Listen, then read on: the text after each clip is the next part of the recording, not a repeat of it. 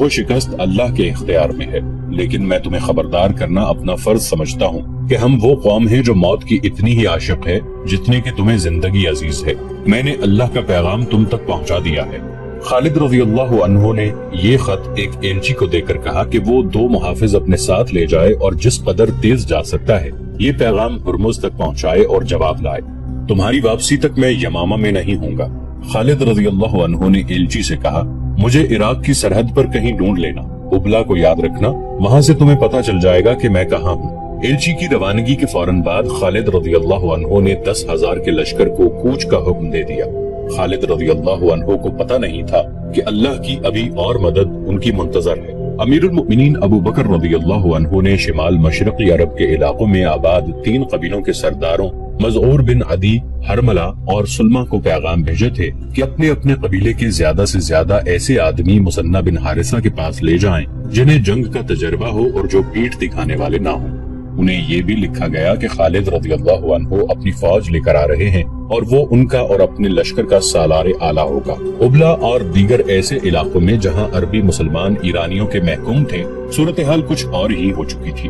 पहले मुसन्ना बिन हारिसा ने उन बस्तियों के चंद एक जोशीले नौजवानों को ईरानियों की फौजी चौकियों और फौजी काफिलों पर शबखून मारने के लिए अपने साथ रखा हुआ था, लेकिन अब इस महकूम आबादी में से एक फौज तैयार करनी थी। कुछ फौज तो उन्होंने अपने कबीले बकर बिन वाइल से तैयार कर ली थी, जो मदीना के एक सालार अला बिन हदरमी के दोष बदोश इराक की सरहद के इलाकों में मुर्तद्दीन के खिलाफ लड़ी भी थी। मुसन्ना ने ईरानियों के महकूम मुसलमानों को इतला भेज दी थी कि जिस कदर जवान आदमी वहाँ से निकलकर बाहर आ सके आ जाएं। मुसलमानों का वहाँ से निकलना खतरे से खाली नहीं था, क्योंकि जरतश्तों की फौज मुसलमानों की बस्तियों पर कड़ी नजर रखती थी। उन्हें मालूम था कि उन पर शबखून मारने वाले यही मुसलमान हैं। अब ईरान की फौज को नए अहकाम मिले थे। ये अहकाम जारी करने वाला इराकी सूबे का हाकिम हुर्मुज था। चंद ही दिन पहले का वाकया था कि खालिद रज़ियल्लाहु अन्हु का एलची हुर्मुज के दरबार में पहुंचा। ये शहनशाहों का दरबार था। हुर्मुज को जब इत्तला दी गई कि मदीना के सालार खालिद रज़ियल्लाहु अन्हु का एलची आया है, तो हुर्मुज ने चेहरे पर नफरत और रौनत के आसार पैदा कर लिए थे। मैं किसी मुसलमान की सूरत नहीं देखना चाहता, उसने कहा था, लेकिन मैं देखना चाहता हूँ कि वो क्यों आया है। जरतश्त की कसम, एक दरबारी ने उठकर हुर्मुज से कहा, खालिद का एलची कोई पैगाम लाया होगा जो उसकी अपनी मौत का पैगाम साबित होगा, ले आओ उसे अंदर। हुर्मुज ने कहा।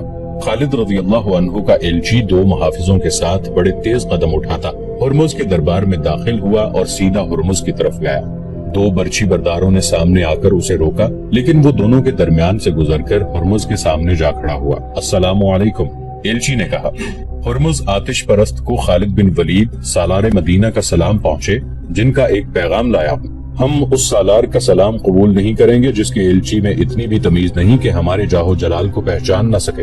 हुर्मुज ने हकारत से कहा, क्या मदीना में जंगली और गंवार आबाद हैं? क्या तुम्हें नहीं बताया गया कि तुम एक शाही दरबार में जा रहे हो? तुम्हें दरबार के आदाब नहीं सिखाए गए? मुसलमान सिर्फ अल्लाह के दरबार के आदाब से आगाह होता है। एलची ने जुर्रत से सर कुछ और ऊंचा करके कहा, उस इंसान को इस्लाम कोई हैसियत नहीं देता जो अल्लाह के बंदों पर अपने दरबार का रूप गांठता है। मैं तुम्हारा दरबारी नहीं, उस सालार का एलची हूँ जिसे अल्लाह के रसूल सल्लल्लाहु अलैहि वसल्लम ने अल्लाह की तलवार कहा है।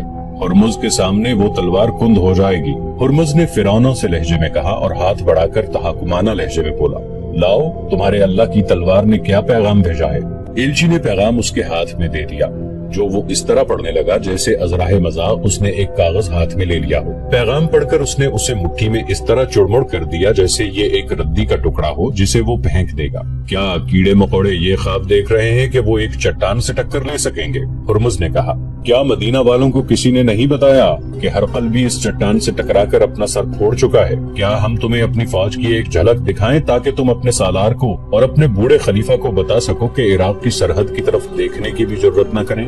मुझे सालारे आला ने सिर्फ ये हुक्म दिया था कि ये पैगाम हुर्मुज तक पहुंचाकर उसका जवाब लाऊं। एलची ने कहा, मैं तुम्हारी किसी बात का जवाब नहीं दे सकता, क्योंकि मुझे ऐसा कोई हुक्म नहीं मिला।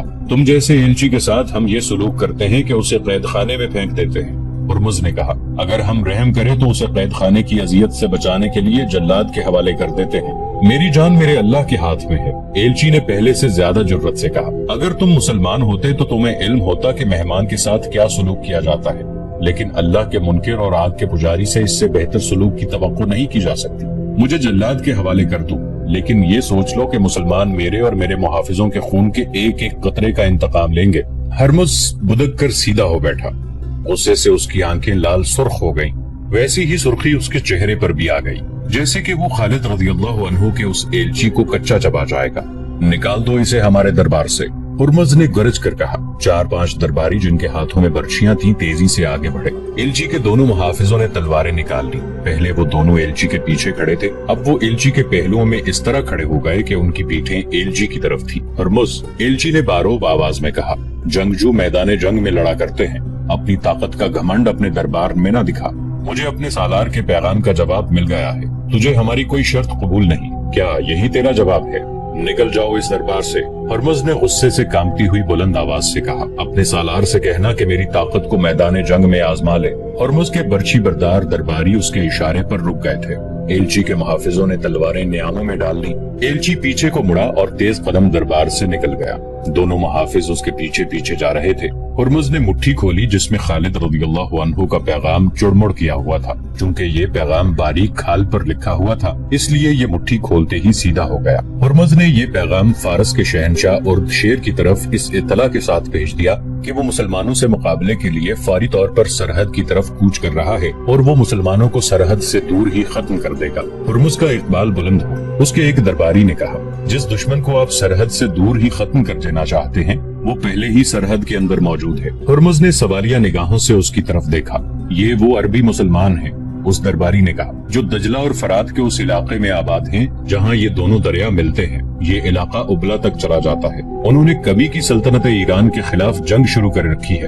مدینہ والوں نے ہم پر حملہ کیا تو یہ مسلمان ان سے مل جائیں گے۔ میں ایک عرض کرنے کی جرات کرتا ہوں، ایک فوجی مشیر نے کہا، کئی دنوں سے اطلاعیں مل رہی ہیں کہ مسلمان جو لڑنے کے قابل ہیں یعنی جوان ہیں وہ اپنی بستیوں سے غائب ہوتے جا رہے ہیں۔ وہ یقیناً مثنہ بن حارثہ تک پہنچ رہے ہیں۔ اس میں کوئی شک نہیں کہ وہ فوج کی صورت میں منظم ہو رہے ہیں۔ کیا تم نے فرار کا یہ سلسلہ روکنے کے لیے کوئی کارروائی کی ہے؟ ہرمز نے پوچھا۔ فوجی دستے باقاعدہ نگرانی کر رہے ہیں، فوجی مشیر نے جواب دیا۔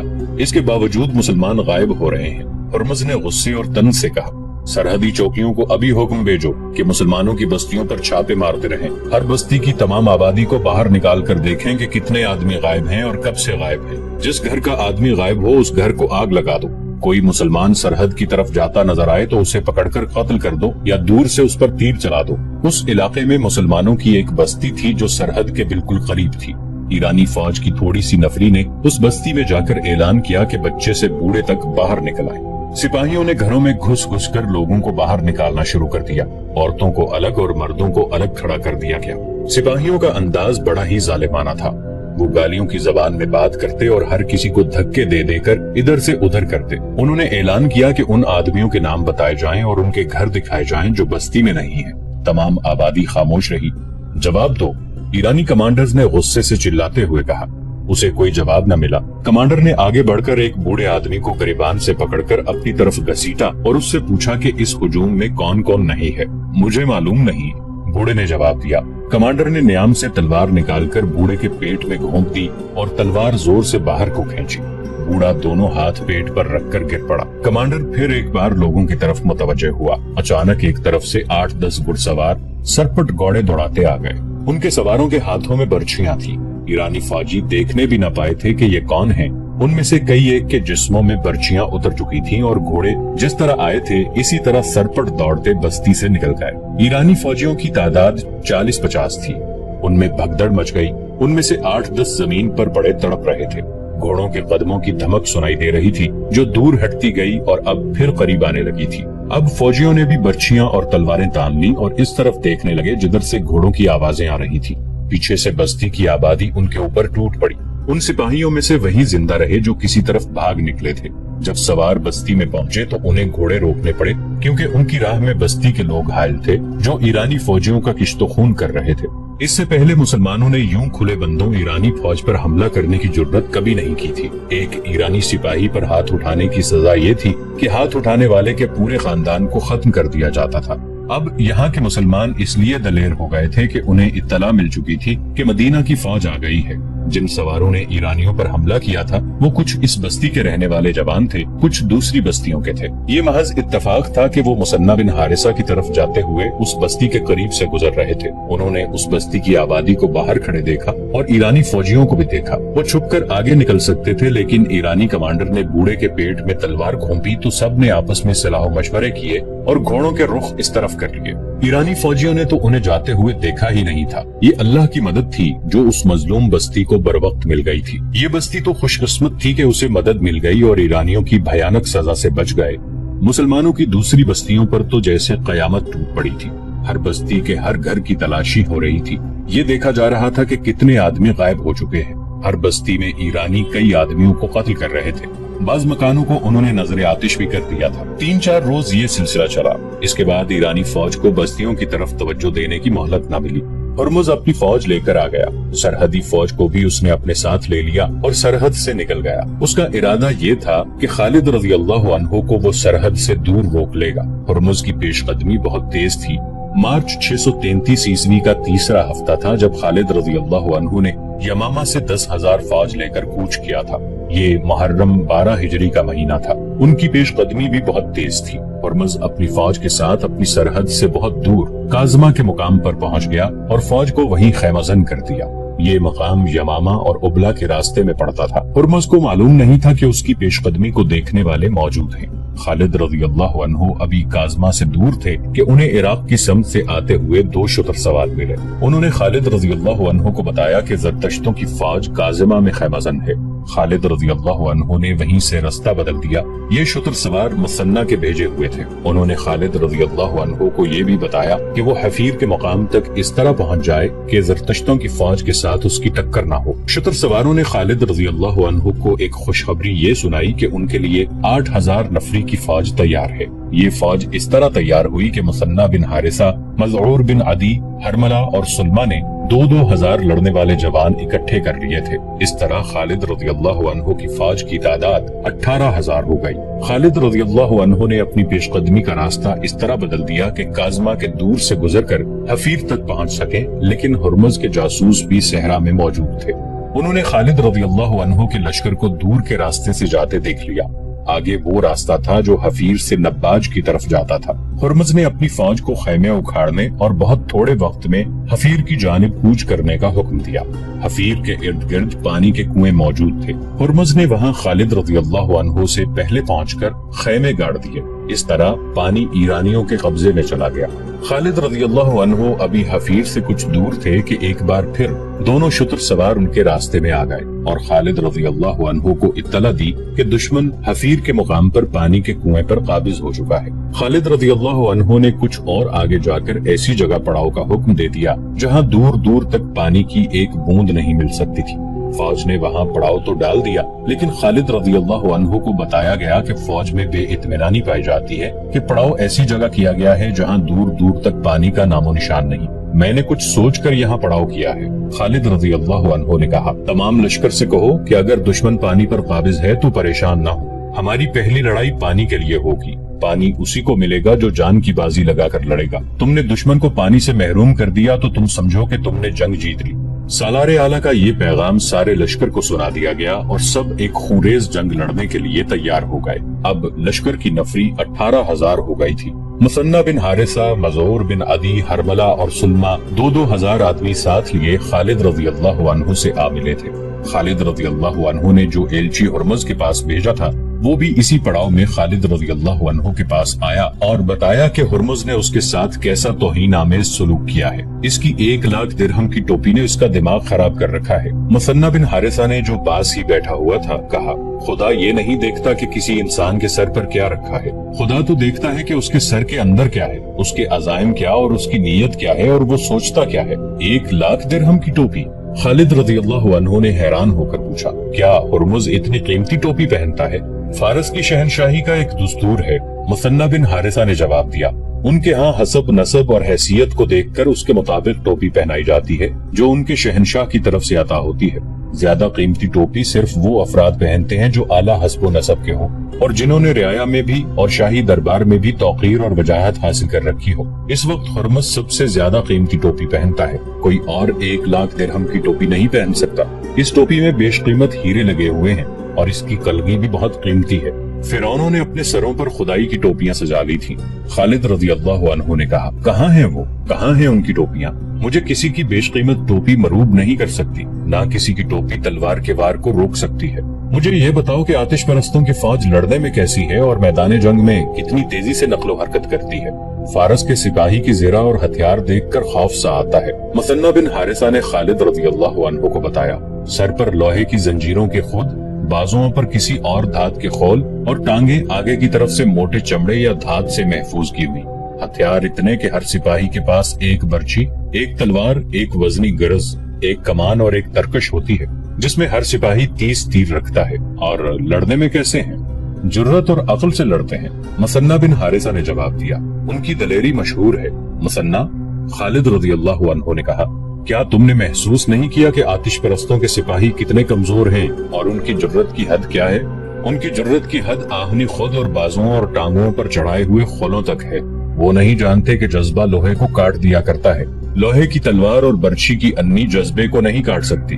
زرہ اور دھات یا چمڑے کے خول حفاظت کے جھوٹے ذریعے ہیں۔ ایک خول کٹ گیا تو سپاہی اپنے آپ کو غیر محفوظ سمجھنے لگتا ہے، پھر اس میں اتنی سی جرت رہ جاتی ہے کہ وہ اپنے آپ کو بچانے کی اور بھاگنے کی کوشش کرتا ہے۔ اللہ کے سپاہی کی زرہ اس کا عقیدہ اور ایمان ہے۔ میں تمہیں فارسیوں کی ایک اور کمزوری دکھاؤں؟ خالد رضی اللہ عنہ نے قاصد سے کہا، سالاروں اور کمانداروں کو فوراً بلواؤ، فوری طور پر کاظمہ کی طرف کوچ کرو۔ خالد رضی اللہ عنہ نے حکم دیا اور کوچ بہت تیز ہو۔ ہرمز حفیرہ کے علاقے میں پڑاؤ کیے ہوئے تھا۔ وہ کاظمہ سے اپنی فوج کو یہاں لایا تھا کیونکہ خالد رضی اللہ عنہ کا لشکر حفیرہ کی طرف آ گیا تھا۔ اب یہ لشکر پھر کاظمہ کی طرف جا رہا تھا۔ دونوں فوجوں کی چند ایک گھڑ سوار یا ایک دوسرے کی خیمہ گاہ کو دیکھتے رہے۔ ہرمز کو اطلاع ملی کہ مسلمانوں کا لشکر کاظمہ کی طرف کوچ کر گیا ہے تو ہرمز نے اپنی فوج کو کاظمہ کی طرف کوچ کرنے کا حکم دے دیا۔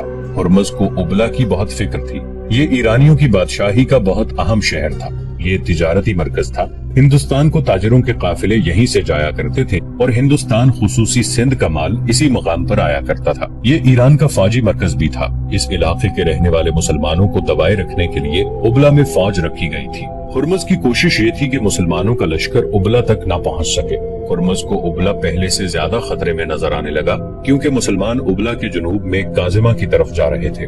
مسلمانوں کے لیے کوچ اتنا مشکل نہ تھا جتنا ایرانیوں کے لیے دشوار تھا۔ مسلمانوں کے پاس اونٹ اور گھوڑے خاصے زیادہ تھے، سپاہی ہلکے پھلکے تھے، وہ آسانی سے تیز چل سکتے تھے۔ ان کے مقابلے میں ایرانی سپاہی زرہ اور ہتھیاروں سے لدے ہوئے تھے، اس لیے وہ تیز نہیں چل سکتے تھے۔ 1-2 دن پہلے ہی وہ کاظمہ سے حفیرہ آئے تھے۔ اس کوچ کی تھکن ابھی باقی تھی کہ انہیں ایک بار پھر کوچ کرنا پڑا اور وہ بھی بہت تیز تاکہ مسلمانوں سے پہلے کاظمہ کے علاقے میں پہنچ جائیں۔ اس کوچ نے راستے میں ہی انہیں تھکا دیا۔